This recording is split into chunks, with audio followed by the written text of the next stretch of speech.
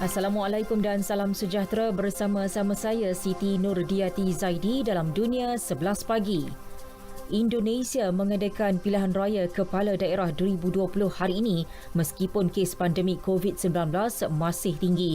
Bagaimanapun, penganalisis politik di Institut Sains Indonesia Siti Zuhro memberi amaran negara itu berdepan risiko yang lebih serius jika rakyat tidak mematuhi SOP. Beliau khawatir ia turut menyebabkan peningkatan kes kematian. Pilihan raya diadakan bagi memilih jawatan Gubernur Wilayah, Ketua Daerah dan serta Datuk Bandar. Negara yang mempunyai hampir 270 juta penduduk itu menangguhkan pilihan raya tersebut yang pada awalnya ditetapkan pada bulan September lalu berikutan kadar jangkitan pandemik yang meningkat.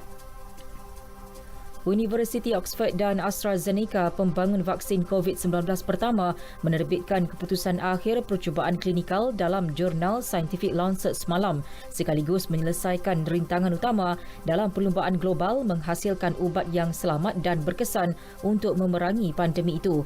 Penyelidikan itu mengesahkan vaksin tersebut mencapai 70% keberkesanan dan memberi harapan positif terhadap penghasilan penawar virus yang sudah membunuh 1.5 juta penduduk dunia. Pengarah kumpulan vaksin Oxford, Andrew Pollard, berkata penerbitan dalam jurnal perubatan itu menunjukkan pihaknya berkongsi data secara telus. Dalam pada itu, Britain, negara barat pertama memulakan kempen vaksinasi COVID-19 secara besar-besaran. Seorang warga emas berusia 90 tahun, Margaret Keenan, menjadi wanita pertama menerima suntikan vaksin yang dibangunkan oleh Pfizer-BioNTech.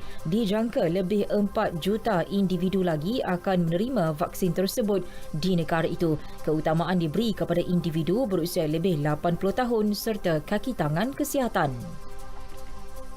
Pentadbiran Makanan dan Ubat-ubatan Amerika Syarikat FDA pula mengatakan vaksin Pfizer-BioNTech adalah selamat dan berkesan. Ini sekaligus memberi keyakinan kepada pihak pengawal selia memberi kelulusan segera terhadap penggunaannya. Sebuah jawatankuasa bebas yang merupakan penasihat FDA akan mengadakan perbincangan lanjut esok. Ini setelah Britain, negara pertama, meluluskan penggunaan vaksin minggu lalu. Menurut FDA, data daripada 38,000 peserta percubaan vaksin menunjukkan keberkesanan tanpa sebarang keraguan yang boleh menghalang penggunaannya. Walaupun begitu, lebih banyak penyelidikan perlu dibuat untuk membuktikan vaksin tersebut mampu mencegah pandemik COVID-19.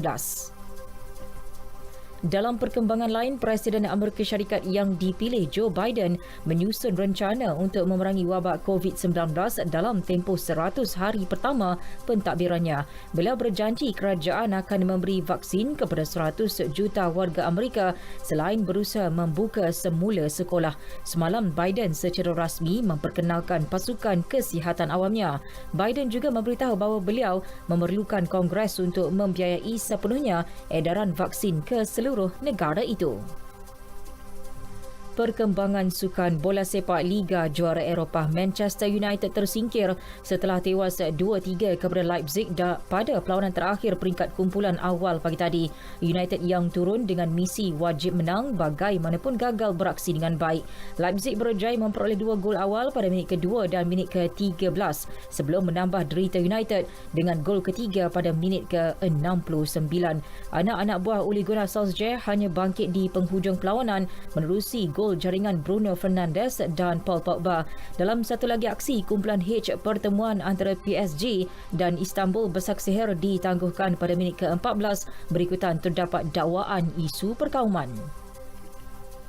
Saingan awal pagi tadi turut tertumpu kepada aksi Juventus dan Barcelona, lebih tepat pertembungan Cristiano Ronaldo dan Lionel Messi. Keputusannya, Juventus menang 3-0. 2 gol dijaringkan oleh Ronaldo menerusi sepakan penalti, manakala 1 gol jaringan Weston McKennie. Kemenangan itu juga menyaksikan Juve mengakhiri saingan peringkat kumpulan G di tangga teratas.